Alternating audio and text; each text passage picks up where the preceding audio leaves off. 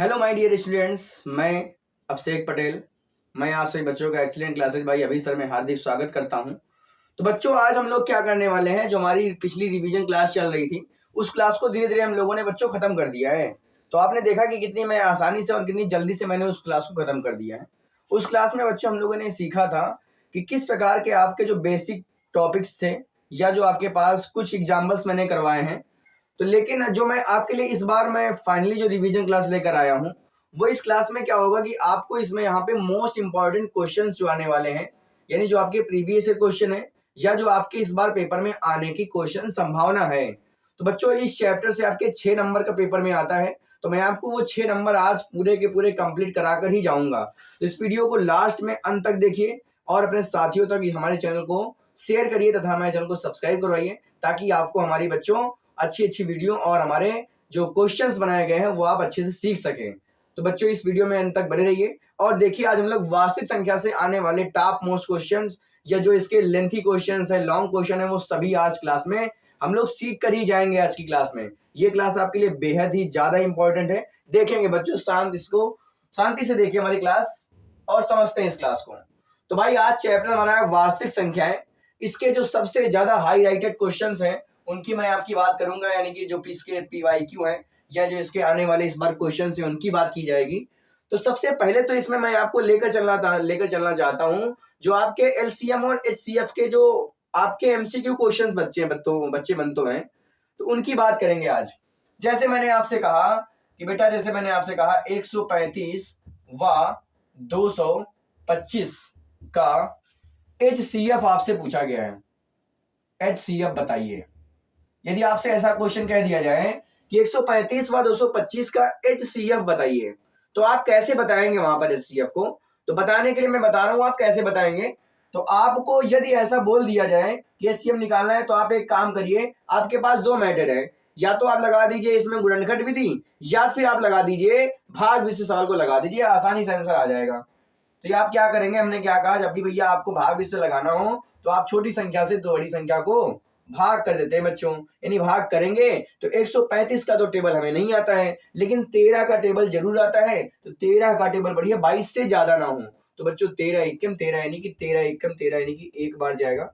और यहाँ पे कंटिन्यूअसली हम क्या करेंगे, जैसा करते आ रहे छोटी क्लासों से वैसा ही करना है। यहाँ पे काम हमारा यही होगा। तो क्या करेंगे, 12 में से 3 गया 9 बचेगा, ये कट्टन लगा देंगे। फिर बेटा जो हमारा रिमाइंडर बचता है, इससे फिर डिवाइड करते हैं किसको, जो हमारे पास डिवाइजर होता है, यानी 135, इसको फिर से डिवाइड किया जाएगा। अब फिर से हम क्या करेंगे, यहाँ पे फिर से डिवाइड करने का प्रारंभ करेंगे। फिर 9 का टेबल पढ़ेंगे, 9 1 जा 9 यानी कि 90 आने वाला है। फिर बेटा यहाँ पे क्या करेंगे, हमारे पास 45 कैरी हो जाएगा। यहाँ से 45 को बेटा 90 में डिवाइड कर देंगे तो 4 जा 8 हो जाएगा, यानी कि 90 आएगा निकल के। यानी यहाँ से बच्चों हमने देखा कि जो भी हमारे पास पूरी पूरी संख्या को डिवाइड कर देता है या कट जाती है संख्या, भैया हमारे पास वही आपका जो मान निकलता है वो बच्चों आपका वही आपका HCF कहलाता है। यानी कि HCF इस सवाल का 45 आने वाला है इस सवाल का। तो आपने देखा कि मैंने कितनी आसानी से सवाल करके लगा दिया है।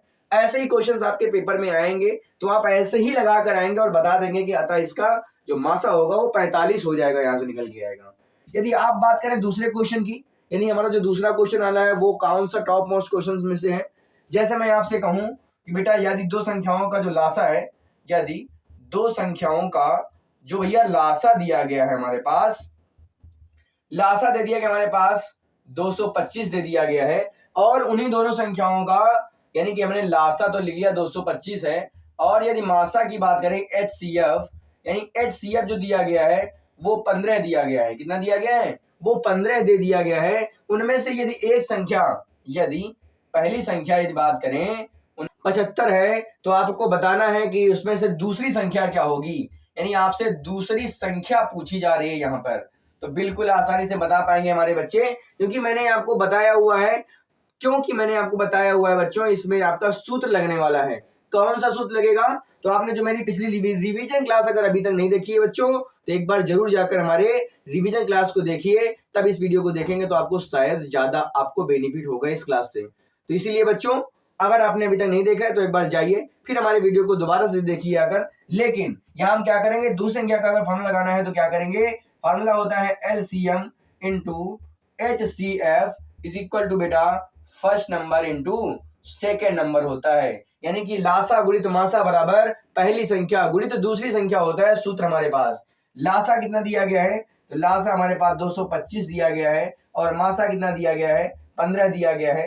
पहली संख्या कितनी है, 75 है और दूसरी संख्या क्या करनी है हमको, यही भैया हमको निकालनी है। एक काम करते हैं बच्चों, यहाँ पे गुणा पे दिया हुआ है, इसको दूसरी तरफ लेकर आएंगे तो डिवाइड में आ जाएगा। यानी 225 मल्टीप्लाई बाई 15 अपॉन में 75 is equal to second number हमको निकालना था। 15 से डिवाइड करेंगे जाएगा 5 बार जाएगा। कितनी बार जाएगा, 5 बार। और 5 से फिर हमारे पास कंटिन्यूसली कट जाएगा, यानी जाएगा 45 बार। यानी बच्चों हमारे पास सेकेंड जो नंबर निकलेगा वो आएगा 45। यानी हमने यहाँ से एक चीज देखी, इस वाले क्वेश्चन का भी आंसर 45 आ गया और इस वाले क्वेश्चन का भी बच्चों एक आंसर क्या आ गया, 45 आ गया। तो लासा और मासा से इसी तरह का क्वेश्चन आपके पास आने वाला है। तो यदि आपके पास ऐसा सवाल कोई भी आता है तो आप इस सवाल को लगाएंगे। और मैं कह रहा हूं आपको इन्हीं दोनों में से यदि क्वेश्चन मिल जाता है तो कोई बड़ी बात नहीं है, लेकिन ये आपके टॉप मोस्ट रिपीटेड क्वेश्चंस हैं, प्रीवियस ईयर आए हुए क्वेश्चंस हैं। इसीलिए मैं कह रहा हूं आप इन क्वेश्चंस को अच्छे से देखिए, अच्छे से लगाइए और वहां पर अच्छे से तैयारी कर जाइए ताकि आपसे गलती ना हो क्वेश्चन में। ये आप ध्यान रखेंगे बात हमारी, गलती करके नहीं आना है बच्चों, हर एक सवाल को लगा के आना है हमें। बिल्कुल हम एकदम सावधानी से करके सवाल आएंगे ताकि हमारा एक भी नंबर कटने ना पाए।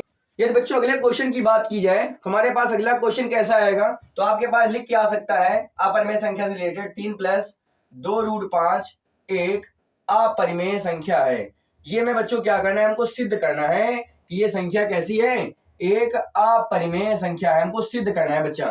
तो क्या करेंगे हम लोग, तो भैया हमें सिद्ध करना है 3 + 2√5 एक अपरिमेय संख्या है। इसके लिए सबसे पहला काम क्या करना है, तो आप क्या करेंगे, इसको सबसे पहले हल डाल देंगे और हल में क्या लिखेंगे कि माना 3 + 2√5, माना 3 + 2√5 एक परिमेय संख्या है, एक परिमेय संख्या है।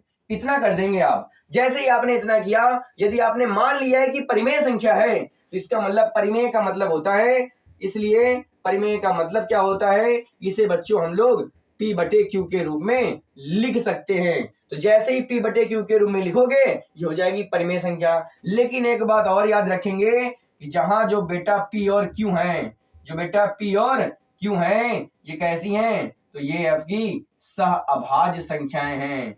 कैसी हैं, सहअभाज्य हैं। और दूसरी बात, बेटा Q का मान कभी भी 0 के बराबर भी नहीं होना चाहिए हमारे पास। यहां से हम लोग काम करेंगे क्या, कि हमें एक काम करना है कि भैया एक तरफ रूट की वैल्यू बनाना है और दूसरी तरफ जो भी हमारे पास लोग हैं उनको दूसरी ओर भेज देना है। क्या करेंगे, रूट वाला इधर बाकी सब उधर। यानी कि बेटा यहाँ पे 2√5 बच जाएगा, ये P/Q और ये प्लस का 3 उधर जाएगा तो माइनस में चला जाएगा। इतनी बात आ गई, हाँ बिल्कुल। 2√5 बराबर, इसको या थोड़ा सा सही से लगाते हैं जरा क्रम से, P-3Q/Q, क्योंकि यहाँ पे हमने एलसीएम ले लिया है। ये जो दो गुणा में उधर कहे में जाएगा, डिवाइड में जाएगा, तो बिल्कुल डिवाइड में जाएगा। √5 इज इक्वल टू P-3Q, ये वाला 2 जाएगा तो जाएगा 2Q। यानी यहां से जो हमारे पास एक बात निकल के आई है कि √5 बराबर है P-3Q/2Q। तो यहाँ पे जो PQ और 2 और 3 दिए गए ये एक्चुअल में पूर्णांक संख्या है। यानी हम लिख सकते हैं चूंकि P-Q-3 व 2 क्या है, ये पूर्णांक संख्याएं हैं। कैसी संख्याएं हैं, पूर्णांक संख्याएं हैं। यदि ये पूर्णांक संख्याएं हैं तो इसका मतलब है कि P-3Q/2Q क्या है, एक बेटा ये परिमेय संख्या है। एक कैसी संख्या है, परिमेय। यानी क्या लिखेंगे, P-2Q/3Q एक परिमेय संख्या है। जो मैं यहां पे लिख रहा हूं ये आपके लिए वेरी वेरी इंपॉर्टेंट है। P-2Q/3Q, वो थोड़ा सा एक मिनट मिस्टेक हो गई।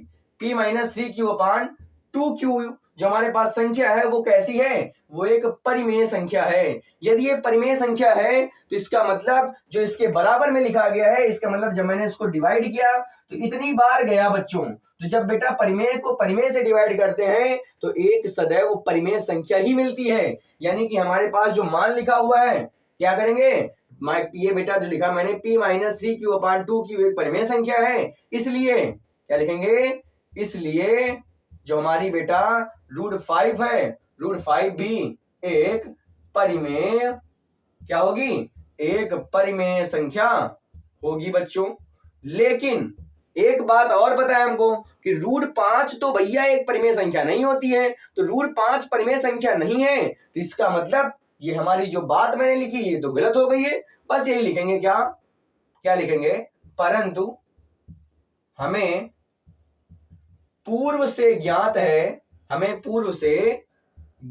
है कि क्या बेटा ज्ञात है, क्या पता है कि √5 एक कैसी है, अपरिमेय संख्या है बेटा। कैसी है, अपरिमेय संख्या है। यदि बेटा ये अपरिमेय संख्या है, अगर ये अपरिमेय संख्या है तो इसलिए क्या लिखेंगे, अतः 3 + 2√5 भी एक अपरिमेय संख्या है। तो बेटा यदि आप इतना करके आएंगे कापी में, यदि पेपर में आप इतना करके आएंगे तो आपको पूरे के पूरे 2 नंबर या फिर आपके पास 4 नंबर का सवाल आएगा, तो आप इतना ही लगा के आएंगे उस क्वेश्चन पेपर में। तो बच्चों ये सवाल आपके पास आने की सबसे ज्यादा संभावना है, इसीलिए मैंने इस क्वेश्चन पेपर में जो भी क्वेश्चंस रखे हैं वो आपके लिए वेरी वेरी इंपॉर्टेंट क्वेश्चन है। इन क्वेश्चंस को आप अच्छे से देख लीजिए और अच्छे से लगाइए बार बार इनको जरूर घर पे, क्योंकि बेटा गणित बिना लिखे नहीं आ सकती है, गणित कहते हैं बिना खिचमिचाए नहीं आ सकती है, इसलिए आपको पेन और कॉपी की जरूरत जरूर पड़ेगी। आप यदि हमारा वीडियो केवल देखकर सोचते हैं कि हम पेपर में लिख लेंगे तो आप बच्चों बिल्कुल गलत सोच रहे हैं।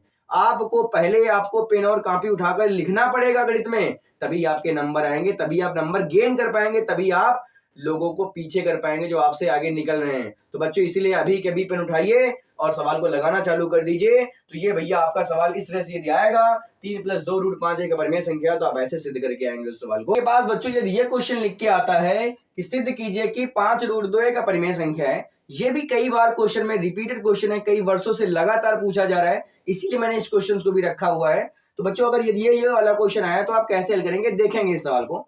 तो जैसे बच्चों मैंने भी इसके पहले एक और सवाल हल किया है, सेम वैसे ये वाला भी सवाल हल करने का प्रयास होगा हमारा। तो क्या करेंगे बेटा, जब भी हमारे पास आपके लिए सिद्ध करने के लिए सवाल आएगा अपरिमेय संख्या का, सबसे पहला काम क्या होता है, तो क्या लिखेंगे, माना कि 5√2 कैसी एक संख्या है, एक परिमेय संख्या है। सबसे पहला काम आपको हर एक सवाल में यही करना है, जब आपको सिद्ध करने के लिए आएगा कि आप परिमेय संख्या सिद्ध करिए, तो आप क्या करेंगे, माना 5√2 एक परिमेय संख्या है, और जैसे ये बात लिखा तो आप ये लिख सकते हैं, इसलिए 5√2 बराबर P/Q। और मैंने अभी बताया क्या कि बच्चा जब भी आप ऐसी बात लिखेंगे तो आपको ये बताना पड़ेगा, क्या बताना पड़ेगा, कि जहां P/Q क्या है, सह अभाज्य हैं। यदि सह अभाज्य हैं तो Q का मान 0 के बराबर भी नहीं होना चाहिए। जैसे इतनी बात लिखी, मैंने कहा आपका दूसरा काम ये होता है कि इस तरफ केवल रूट वाली वैल्यू और दूसरी तरफ क्या करेंगे, जो अन्य वैल्यू है उनको ले जाते हैं आप, यानी √2 बराबर आएगा P/5Q। इतना जैसे ही लिखेंगे क्या लिखेंगे, क्या, चूंकि P, Q क्या है, पूर्णांक संख्याएं हैं। कैसे संख्याएं हैं, पूर्णांक संख्याएं हैं। तो जैसे ही आपने लिखा पूर्णांक संख्या है तो इसका मतलब क्या है, इसलिए जैसे ही लिखा आपने कि भैया P और Q क्या है, पूर्णांक संख्या है, इसलिए भैया जो P/5Q है क्या है, एक परिमेय संख्या है। एक कैसी है, एक परिमेय संख्या है। इसलिए यदि आपके बराबर में कोई संख्या लिखी है तो बच्चों अभी मैंने बताया क्या, यदि ये परिमेय है तो भैया बराबर का मतलब ये वाली भी परिमेय होनी चाहिए, इसलिए √2 भी क्या है, √2 भी एक परिमेय संख्या है। √2 भी एक परिमेय संख्या है। एक √2 भी क्या है, परिमेय संख्या है। तो जैसे हमने बताया √2 एक परिमेय संख्या है, लेकिन हमें पहले से क्या ज्ञात है, क्या लिखेंगे, परंतु हमें पूर्व से ज्ञात है, कि √2 एक अपरिमेय संख्या है। √2 कैसी है, एक अपरिमेय संख्या है। तो जब बेटा √2 एक अपरिमेय संख्या है, मैंने कहा भैया √2 जब अपरिमेय में किसी परिमेय से गुणा कर दीजिए, भाग कर दीजिए, हमेशा क्या आती है, एक आपकी अपरिमेय संख्या ही आएगी। ये लिख देंगे, अतः 5√2 एक अपरिमेय संख्या है। तो बच्चों ये आपका सवाल इतना बड़ा लगेगा, बस आप ऐसे ही सवाल लगा के आएंगे, आपको पूरे के पूरे नंबर मिलेंगे। बस इतना छोटा सा सवाल लगने वाला है इस तरह का सवाल। यदि ऐसा सवाल आता है तो आप इस तरह से लगा के आएंगे, आपको पूरे के पूरे नंबर मिलेंगे, ये मेरी आपसे गारंटी है। तो आप बच्चों बस सवाल देखते रहिए और सवालों को लगाते रहिए कॉपी में। अब मिलते हैं अगले नेक्स्ट क्वेश्चन में, देखते हैं। तो बच्चों आपके पास ये क्वेश्चन आता है, लिख के सिद्ध कीजिए कि √5 एक अपरिमेय संख्या है। बच्चों ये क्वेश्चन जब भी आएगा तो ये 4 नंबर का क्वेश्चन आएगा, तो आप इस क्वेश्चन को अच्छे से देखेंगे ताकि आपका 4 नंबर का क्वेश्चन छूटने ना पाए आपसे बच्चों। तो देखेंगे 4 नंबर के इस क्वेश्चन को कैसे लगाया जाएगा। तो मैंने अभी बताया यदि आपको अपरिमेय सिद्ध करना है तो सबसे पहला काम आपका होगा कि आप लिखेंगे माना ये कैसी संख्या है। तो यहाँ बेटा सबसे पहले तो हल डाल देंगे और हल में लिखेंगे माना √5 एक परिमेय संख्या है। क्या मानेंगे? √5 एक परिमेय संख्या है। सबसे पहला कॉन्सेप्ट हमारा यह होगा हर एक क्वेश्चन लगाने का अपरिमेय वाले में, कि आप सबसे पहले मान लेंगे कि √5 एक परिमेय संख्या है, क्योंकि जब तक आप ऐसा नहीं मानेंगे सवाल को बच्चों नहीं लगा सकते हैं। बस इस वीडियो को अंत तक देखते रहिए हमारे साथ। क्या करेंगे तो हमें पता है क्यों क्या, इसलिए √5 बराबर लिखेंगे P/Q। मैं बता रहा हूं सेम टू सेम आप ऐसे ही लगा के आएंगे, पूरे के पूरे नंबर मिलेंगे आपको। बस वीडियो को देखते रहिए। क्या करेंगे बताएंगे बेटा यहाँ पे क्या, कि जहां P Q क्या है, जहां P व Q अभाज्य संख्याएं हैं। कैसी संख्या है? सहअभाज्य है।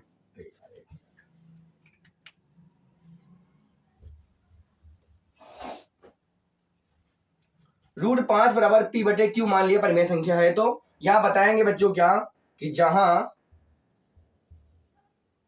P व Q जो है वो कैसी संख्या है भैया, वो सहअभाज्य हैं। कैसी हैं? सहअभाज्य हैं। और जैसे ही आप सहअभाज्य बताएंगे तो साथ में बता देंगे Q does not equal to 0, यानी Q का जो मान है वो कभी भी 0 के बराबर नहीं होगा। दूसरा काम क्या करेंगे, जैसे ही आपने ये बात लिखी उसके बाद आप क्या लिखेंगे, कि आप ये लिखेंगे कि भैया दोनों पक्षों का, क्योंकि हमें क्या करना पड़ेगा, वर्गमूल हटाना पड़ेगा बच्चों। तो दोनों पक्षों का वर्ग करने पर, दोनों पक्षों का वर्ग करने पर, जैसे ही बच्चा वर्ग करेंगे यानी √5 का स्क्वायर करेंगे तो 5 आएगा, और इसका स्क्वायर करेंगे तो P²/Q² आ जाएगा। क्योंकि आपको पता होना चाहिए किसी भी रूट वाली संख्या का स्क्वायर करते हैं तो रूट उसका हट जाता है, और P का स्क्वायर P², Q का स्क्वायर Q² हो जाएगा। यहां से हम लोग क्या करेंगे, काम करेंगे, यहां से Q² बराबर निकालेंगे तो आएगा P²/5 निकल के आएगा, और इसको समीकरण 1 डाल देंगे यहां पर, ऐसा करके छोड़ देंगे। दूसरी बात, यहां से ही एक थ्योरम आपको लगानी है क्या, कि जो भैया P² लिखा हुआ है यदि वो 5 से कट जाता है तो इसका मतलब P भी 5 से कट जाता है। ये प्रमेय है आपके पास कक्षा 9 में। मैं फिर से आपको बताना चाहता हूं, इसका मतलब होता है कि यदि कोई भी संख्या का वर्ग किसी संख्या से कट जाता है तो स्वयं वह संख्या भी उस संख्या से कट जाती है। यानी क्या लिखेंगे बेटा, लिखेंगे यहां पर चूंकि P² 5 से विभाज्य है बच्चा, P² 5 से विभाज्य है। यदि P² 5 से विभाज्य है तो इसलिए P भी 5 से क्या होगा, विभाज्य होगा। मैंने बताया क्योंकि ये आपकी थ्योरम है। यदि किसी संख्या का वर्ग किसी संख्या से कट जाता है तो स्वयं वह संख्या भी उस संख्या से कट जाती है। यानी लिख दिया P 5 से विभाज्य है, इसका मतलब P² भी 5 से विभाज्य ही था। बिल्कुल। अब यहाँ पे आपने एक चीज देखी कि जब P² को 5 से भाग दिया गया तो Q² बार आया, इसका मतलब ये लिखा हुआ है। दूसरी बात, जब P² को 5 से भाग दिया तो इतनी बार गया, ये तो लिख दिया गया, इसको समीकरण 1 डाल के छोड़ दिया मैंने। अगली बात ये समझना है बेटा, यदि P को 5 से भाग दिया होगा तब कितना का आया होगा। तो आप क्या करेंगे, इधर समझते हैं थोड़ा सा इस सवाल को। यदि P को 5 से भाग दिया गया होगा तो मान लेते हैं कि माना कि जब बेटा P को 5 से भाग दिया गया, मैंने मान लिया कि m बार गया वो, यानी m आया होगा। तो यहां से क्या करेंगे हम लोग, P का मान निकालेंगे तो 5m आएगा, और यही जो मान आया है इसको समीकरण 1 में हमें क्या करना है, वैल्यू को पुट कर देना है। यानी P का मान क्या करेंगे, समीकरण 1 में रख देंगे। जैसे ही रखेंगे तो बिल्कुल Q² बराबर क्या निकलेगा, Q² बराबर भैया निकलेगा कि पी स्क्वायर का मान होने का भैया क्या होता है पी स्क्वायर, और पी की जगह वैल्यू क्या रखनी है 5m रख देना है, और अपान में तो 5 चल ही रहा है, ये देखो हाँ बिल्कुल चल रहा है। स्क्वायर कर देंगे साथियों तो आएगा 25 m स्क्वायर बटे 5, 5 से 5 को काटेंगे यानी क्यू स्क्वायर बराबर आया 5m स्क्वायर। अब एक बात यहां से निकली, यदि हम चाहें तो यहां से m स्क्वायर बराबर निकालेंगे तो आएगा क्यू स्क्वायर बटे 5, क्योंकि ये गुणा में था इसके पास भाग में चला जाएगा, यानी जो हमारे पास ये वैल्यू निकली है सेम इसी की बात निकली है। फिर से ये वाली बात लिखेंगे क्या, चूंकि यहाँ पे क्या निकला है क्यू स्क्वायर 5 से क्या है विभाज्य है, इसलिए अगर 5 से विभाज्य है तो इसलिए क्यू भी क्या होगा 5 से विभाज्य है। ये दोनों बातें जो निकली हैं यही हमारे सवाल की सबसे खास बातें हैं। किस लिए खास है मैं समझाता हूं आपको। तो भैया हमने यहां से एक बात निकाली कि P जो है वो 5 से कट जाता है और Q भी 5 से क्या हो जाता है कट जाता है, यानी जैसे मैंने P बराबर 5m निकाला वैसे ही आप चाहते एक और बात लिख सकते हैं कि जब मैंने बेटा Q को 5 से भाग दिया तो ये मान लेते हैं K बार गया, यानी Q बराबर आया होगा 5K, यानी दो मान निकले, एक तो P बराबर 5m निकला और एक निकला Q बराबर 5K, यानी P और Q के दो उभयनिष्ठ गुणनखंड मिल गए। उभयनिष्ठ का मतलब जो दोनों को काट देता हो, यानी P को भी 5 काट रहा है और Q को भी 5 काट रहा है क्योंकि दोनों जगह उपस्थित है। यही बात हमारी सबसे गलत बात साबित हो गई। क्यों, यहां हमने क्या लिखा था सह अभाज्य, और सह अभाज्य का मतलब होता है जो आपस में कटती ना हो।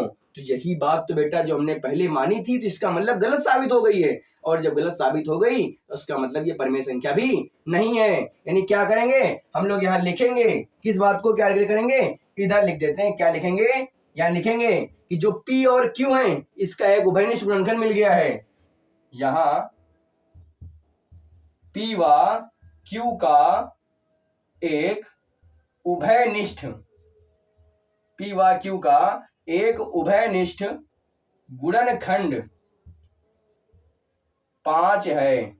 भैया उभयनिष्ठ गुणनखंड 5 मिल गया है, जो क्या करता है, जो हमारी पूर्व कल्पना का विरोध करता है, जो हमारी पूर्व कल्पना का विरोध करता है।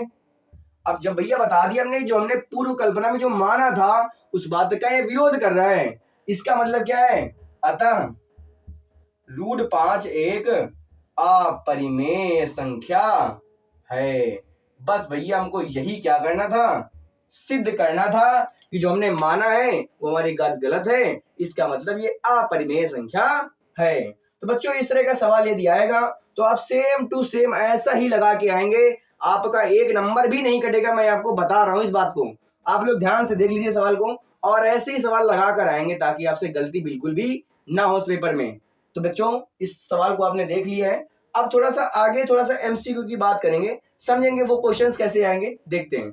तो बच्चों यदि बात करें एमसीक्यू की तो एमसीक्यू में दो टॉपिक से सवाल सबसे ज्यादा आ रहा है कई वर्षों से।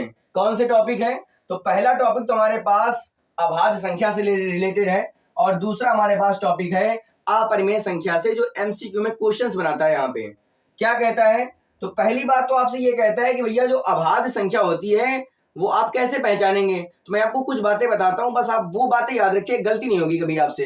तो अभाज्य संख्या पहचानने का बेटा सबसे अच्छा तरीका तो यही है कि आप पहले उस संख्या को देखिए क्या वो संख्या किसी संख्या से डिवाइड तो नहीं हो जाती है।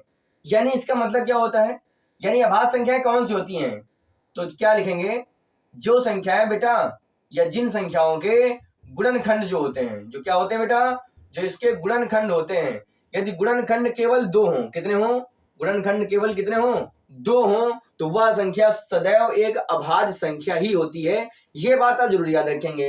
अभाज्य संख्या का मतलब है उसके गुणनखंड केवल 2 ही मिलते हैं, यानी कि यदि या तो वो संख्या 1 से कटेगी या वह संख्या स्वयं से कटेगी और किसी भी संख्या से नहीं कटेगी। दूसरी बात आपसे यहां पूछेगा कि सबसे छोटी अभाज्य संख्या बताइए, तो सबसे छोटी अभाज्य संख्या यदि आपसे पूछी जाए तो आप याद रखेंगे 2 होती है, गलती से 1 मत लगाना, ये बात आप याद रखना बच्चों। सबसे छोटी अभाज्य संख्या कौन सी होती है, तो 2 होती है। इस बात को आप दिमाग में फीड कर लीजिए।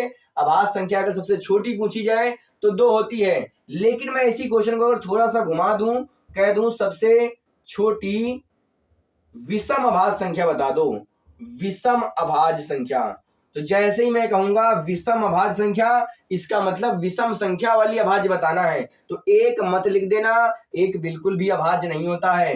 बेटा कौन सी लिखोगे? आप 3 लिखोगे इसका आंसर। 3 सबसे छोटी अभाज्य संख्या होती है, इससे छोटी कोई अभाज्य विषम संख्या नहीं होती है। याद रखेंगे, सबसे छोटी विषम अभाज्य संख्या ये होती है। यदि इसी क्वेश्चन में से और मैं आपसे पूछूं, तो आपसे पूछूं, यदि पूछूं बेटा सबसे बड़ी सम अभाज्य संख्या बता दो, सबसे बड़ी सम अभाज्य संख्या, तो सबसे बड़ी सम अभाज्य संख्या की यदि बात करेंगे तो सम अभाज्य की बात किया तो आपको एक बात याद रखनी है मेरी, क्या? कि जो अभाज्य संख्याएं होती हैं उनमें से केवल और केवल 2 ही एक ऐसी संख्या है जो सम होकर भी अभाज्य होती है। यानी कि आपको क्या याद रखना है कि सबसे छोटी कही जाए या सबसे बड़ी कही जाए बच्चों, आपको सम पूछी जाए या फिर सबसे छोटी पूछी जाए, यानी कि आपका आंसर एक ही रहने वाला है 2। तो इस बात को आप याद रखेंगे। अगली बात यहां से क्या बन सकती है कि यहां से आपके पास ये भी पूछ सकता है कि जो गुणनखंड बनेंगे वो कौन कौन से बनेंगे। अभी बताया, या तो वो स्वयं होगा और या तो फिर इसके साथ 1 होगा और कोई भी संख्या इसका गुणनखंड में नहीं मिलेगी। इतनी बातें अभाज्य संख्या की पढ़ ली हमने। हाँ बिल्कुल। अब इसकी बात करें यदि हम अपरिमेय संख्या की, तो अपरिमेय संख्या का मतलब क्या होता है? अपरिमेय संख्या का मतलब क्या होता है मैं समझाता हूं थोड़ा सा आपको। तो भैया अपरिमेय का मतलब होता है ऐसी संख्याएं जिन्हें हम p बटे q के रूप में ना लिख सकते हो, तो वही संख्या क्या कहलाती है? हमारी अपरिमेय संख्या कहलाती है। यही तो आपने परिभाषा पढ़ रखी है। हाँ बिल्कुल। तो पहली बात इसमें आप सबसे पहला ऑप्शन याद रखेंगे, पाई यदि दिख जाए आपको तो पाई एक अपरिमेय संख्या होती है। फिलहाल अगर आप चाहते हैं पाई को मैं बताऊं किस लिए होती है, तो आप कभी नेक्स्ट वीडियो में आपको बताऊंगा मैं कि क्या वो होती है और इसका रीजन क्या है। तो पाई एक अपरिमेय संख्या होती है, ये आप याद रखेंगे। दूसरी बात, यदि कोई भी हमारे पास ऐसी संख्या लिखी हो जो दशमलव प्रसार में हो, यानी दशमलव प्रसार में यदि संख्या लिखी है हमारी, कोई दशमलव प्रसार में यदि कोई संख्या लिखी है और उस संख्या में एक बात खास होनी चाहिए, क्या? यानी कि वो या तो यानी कि ना तो वो कटे कभी भी और ना ही रिपीट हो।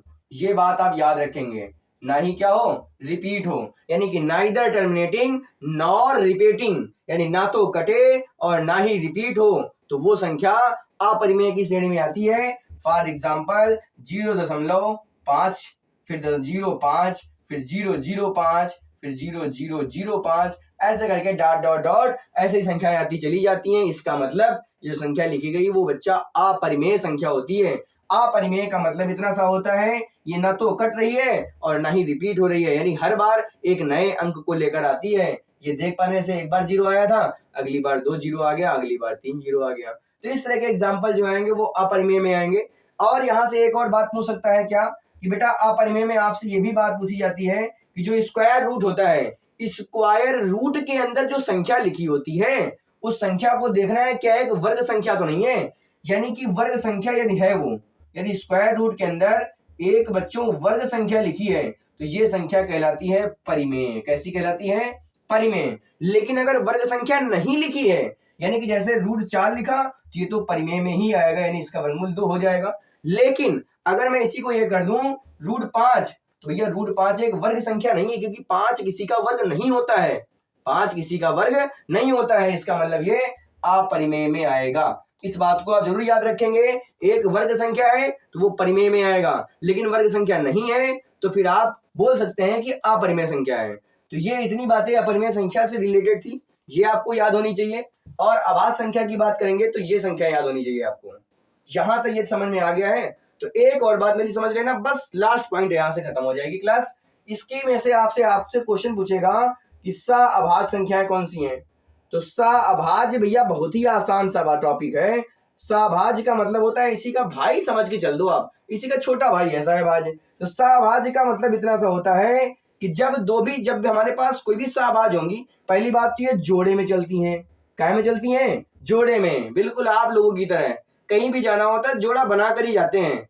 जैसे आपको कहीं भी जाना हो, A to Z घूमने जाना है, बाहर जाना है, कहीं भी जाना हो, बस आपको साथी चाहिए, बिना साथी के जाते ही नहीं है, आप बिल्कुल नहीं जाते। उसी प्रकार ये भी भैया नहीं जाएगा, इसको भी एक साथी चाहिए, बिना साथी के नहीं चल पाता है। लेकिन एक साथी में एक खास बात होती है, क्या? ये साथी में एक खास बात ये कहता है कि हम में और तुम में केवल एक चीज कॉमन होनी चाहिए। क्या? कि वो एक चीज क्या है? वो केवल एक ही है। बहुत आसान बात है। क्या? जो जोड़ा तो होगा, लेकिन जो बच्चा इनका HCF है, इन दोनों का जो HCF है, जो जोड़ा हमने लिया है, जो दो संख्याएं ली हैं, जो जिन दो लोगों को लिया है, उनके बीच में जो मासा है, वो सदैव मासा क्या होना चाहिए? एक होना चाहिए। यानी उन दोनों के आपस में कटनी नहीं चाहिए, वो संख्याएं आपस में एक दूसरे को विभाजित ना करती हों, ऐसी संख्या लेना है, वो संख्याएं सहभाज्य कहलाती हैं। जैसे फॉर एग्जाम्पल 4 और 3 ले सकते हैं, और एग्जाम्पल के तौर पे समझे तो 4 और 9 ले सकते हैं हम लोग, और एग्जाम्पल समझे तो 6 और 7 ले सकते हैं। इस तरह से कोई भी संख्या ले लो जिनका मासा एक हो, यानी आपस में कटती ना हो, तो वो कहलाती हैं सआभाज्य संख्याएं। तो यहां से हमने आपको बता दिया जो वास्तविक संख्याओं के सबसे ज्यादा हाईलाइटेड क्वेश्चन थे, या जो आपसे बोर्ड एग्जाम में पूछे जाने वाले क्वेश्चन थे, वो मैंने आपको सभी करा दिए।